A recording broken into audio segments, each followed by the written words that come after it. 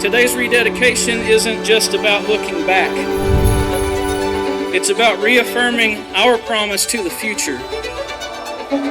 Wise County will always value its history and will always find ways to balance progress with preservation.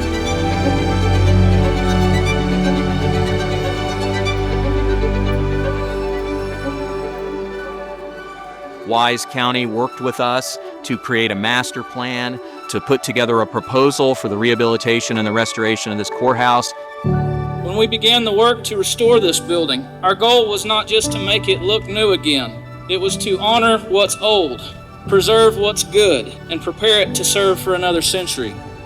It's been a tough road. You can't just leave something out, change something for a cheaper set of tires. You have to stick with what's there.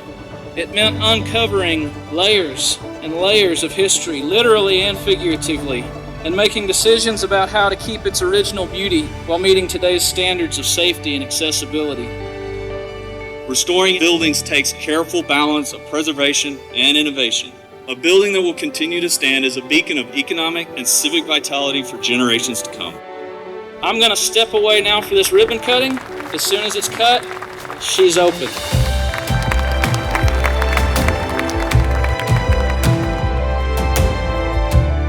You'll see restored details that had long been hidden. The carved woodwork, the polished stone, the colors and patterns that our predecessors would recognize instantly.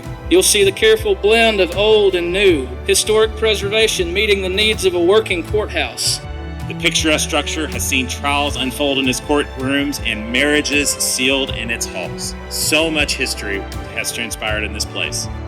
What was really interesting about this restoration was that the winding stair that goes through the atrium had been removed to install an elevator, and so they had to take all that out and replicate that cast iron stair. That was one of the biggest transformations of the project.